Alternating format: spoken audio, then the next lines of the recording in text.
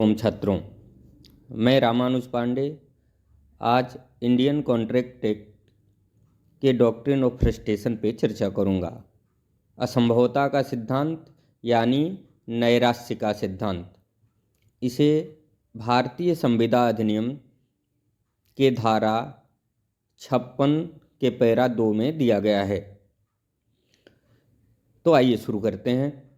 भारतीय संविदा अधिनियम 1872 की धारा 56 में असंभवता का सिद्धांत यानी डॉक्ट्रिन ऑफ फ्रस्ट्रेशन दिया गया है। इसके अनुसार यदि संविदा के पक्षकार में असंभव करार करने का करार किया गया है तो ऐसा करार शून्य होता है। असंभवता दो प्रकार की होती है। एक होती है आरंभिक असंभवता, इनिशियल इम्पॉसिबिलिटी, और दूसरी होती है पाश्चात्यवर्ती असंभवता, सबसेक्वेंट इम्पॉसिबिलिटी। एक एक कर हम दोनों की चर्चा करेंगे। आरंभिक असंभवता, यदि संविदा के पक्षकारों द्वारा ऐसा करार किया जाता है जो करार करते समय ही असंभव था, भले ही पक्षकार इस बात को जानते थे या नहीं जानते थे, तो भी ऐसा किया गया करार, ऐसी की गई संविदा शून्य होगी। जैसे एक व्यक्ति दूसरे से कहता है कि मैं जादू द्वारा गड़ा हुआ खजाना ढूंढ निकालूंगा। यह असंभव कार्य है, इसलिए की गई संविदा शून्य होगी।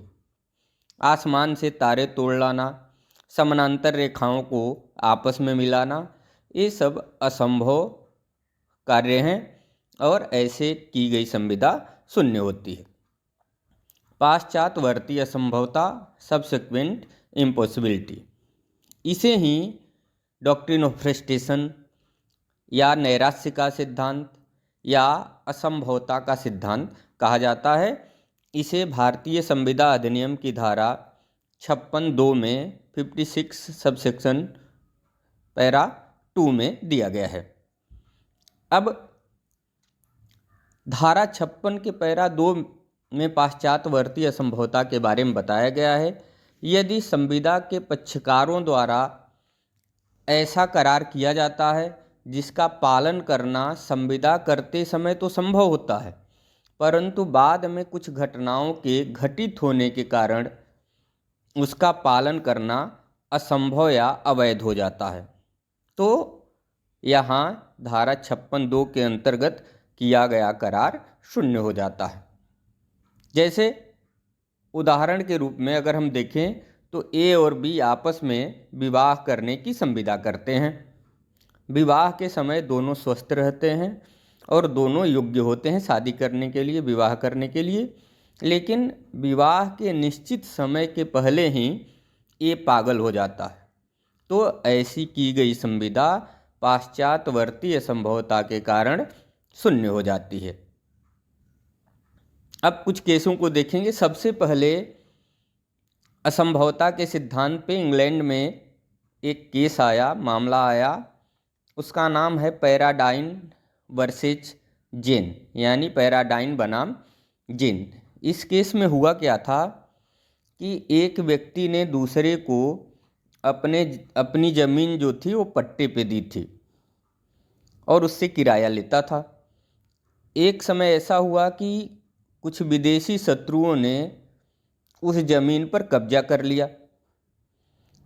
इसके बाद फिर कब्जे को छुड़ा लिया गया।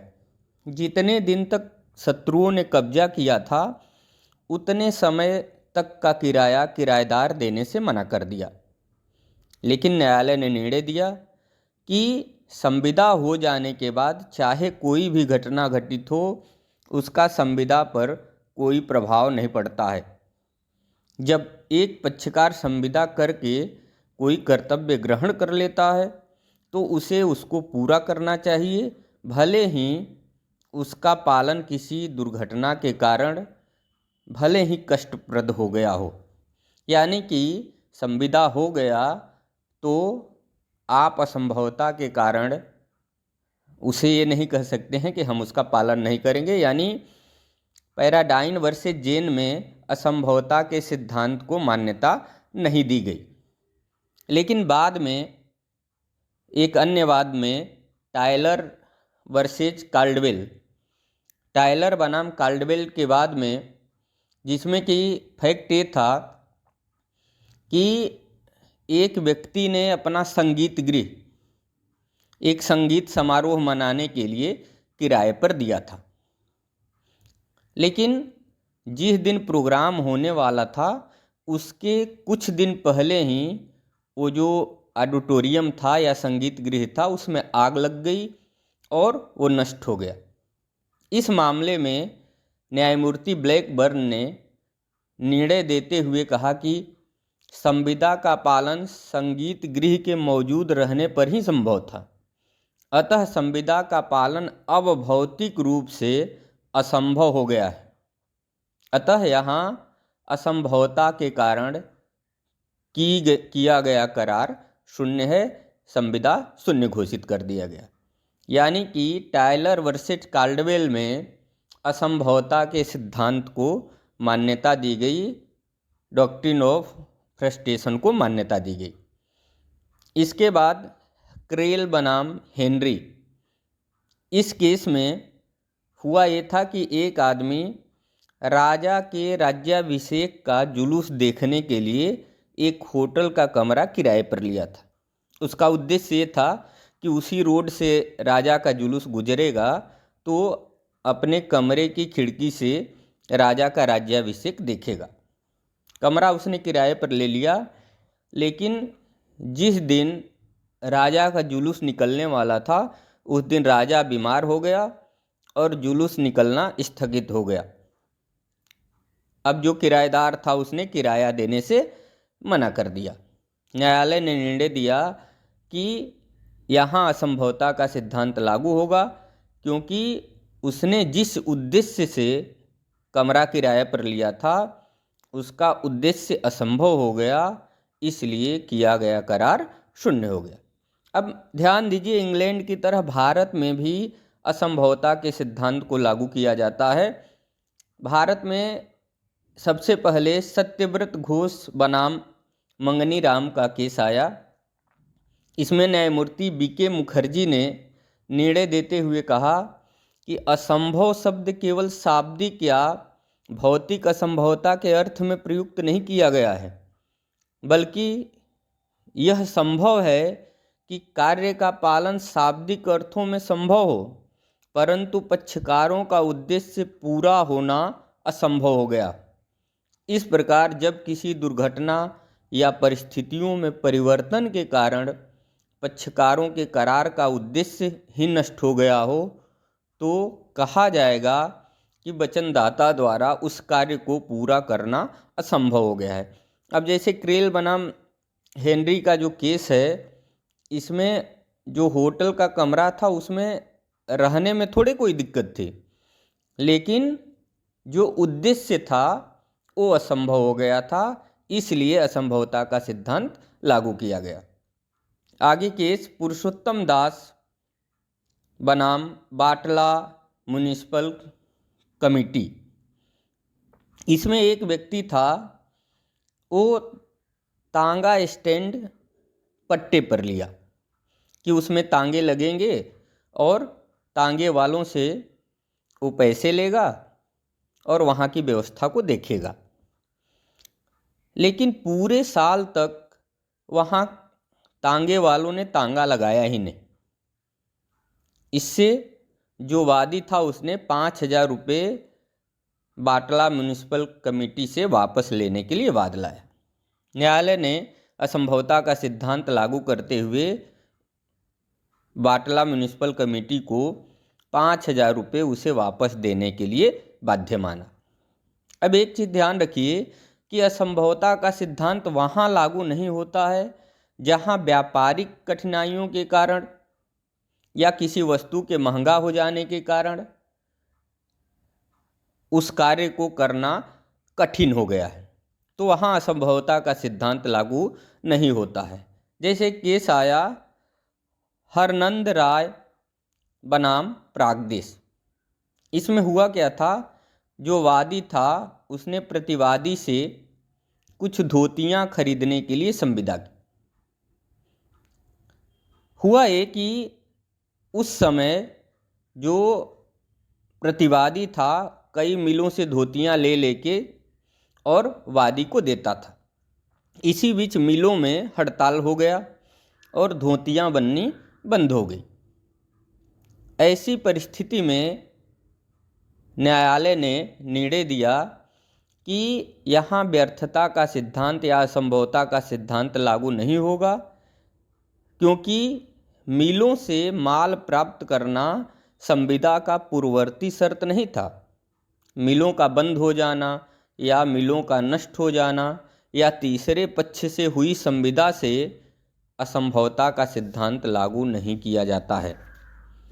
अब हम असंभवता किन किन आधारों पर हो सकती है इसके बारे में चर्चा करें। ग्राउंड्स ऑफ फ्रस्ट्रेशन, क्या ग्राउंड है फ्रस्ट्रेशन का, असंभवता का? तो देखिए, संविदा पालन के असंभवता का सिद्धांत भिन्न भिन्न परिस्थितियों में लागू किया जाता है और उन परिस्थितियों की कोई लिस्ट बनाना, कोई सूची बनाना संभव नहीं, क्योंकि अलग अलग तरीके से घटनाएं हो सकती हैं और असंभवता हो सकता है।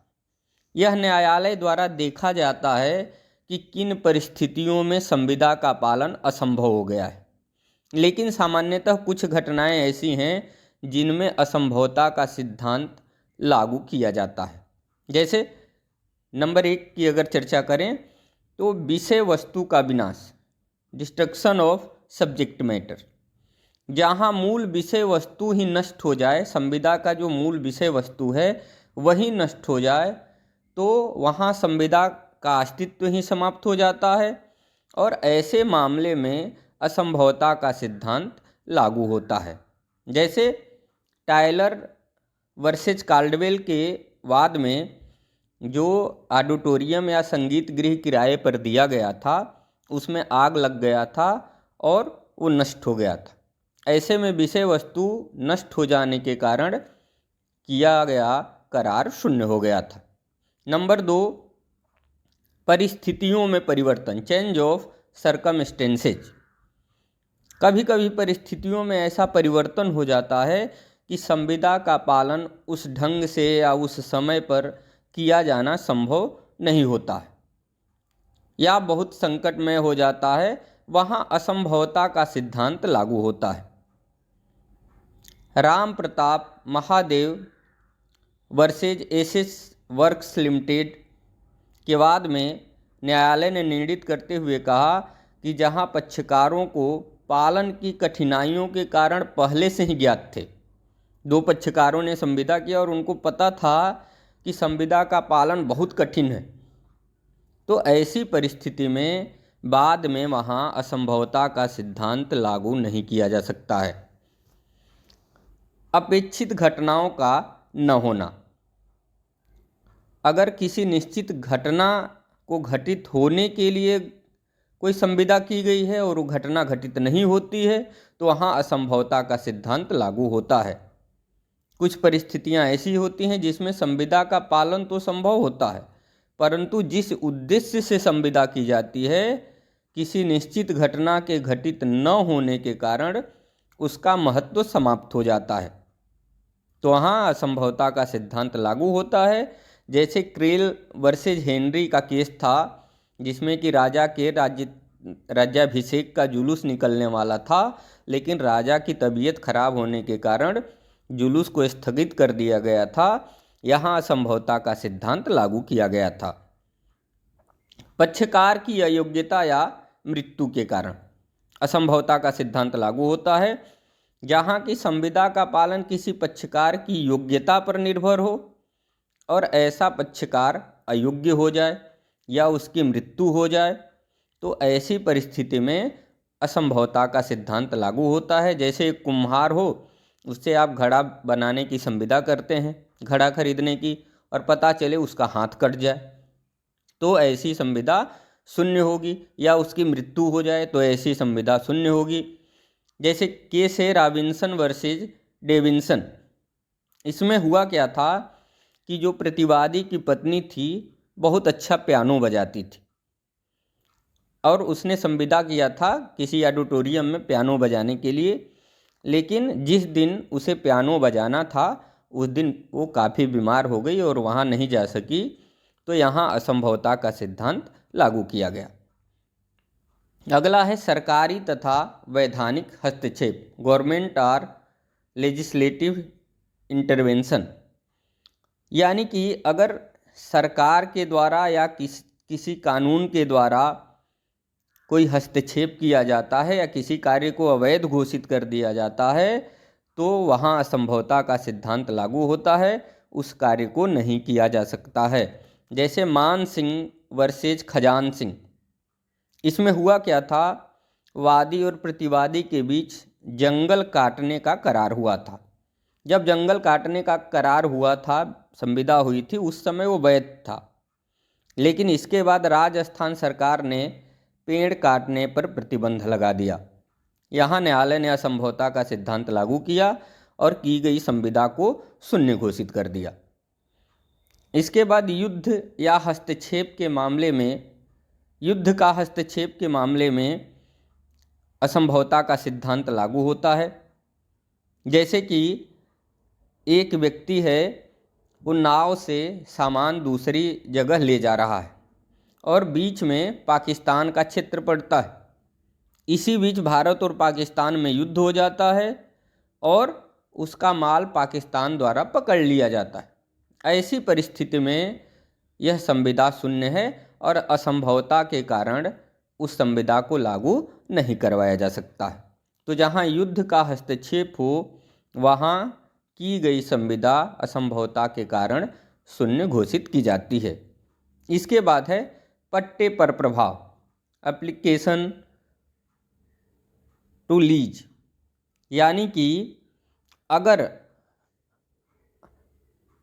पट्टे पर असंभवता के सिद्धांत का क्या प्रभाव होगा, यह असंभवता का सिद्धांत पट्टे पर, लीज पर लागू होगा या नहीं होगा, ये अंतिम रूप से अब तक न्यायालयों द्वारा तय नहीं किया गया है कि लागू होगा कि नहीं लागू होगा। कुछ मामले में न्यायालयों ने इसे पट्टे पर लागू भी किया है और कुछ मामले में न्यायालयों ने इसे पट्टे पर लागू करने से, असंभवता के सिद्धांत को पट्टे पर लागू करने से मना किया है। तो असंभवता के सिद्धांत का प्रभाव पट्टे पर क्या होगा, ये न्यायालय के निर्णय पर डिपेंड होगा, न्यायालय के निर्णय पर निश्चित किया जाएगा। इस तरह से मुझे पूरा विश्वास है कि आप लोगों को डॉक्ट्रिन ऑफ फ्रस्ट्रेशन या असंभवता का सिद्धांत समझ में आया होगा। अगर समझ में आया होगा तो आप कमेंट करके ज़रूर बताएंगे। धन्यवाद।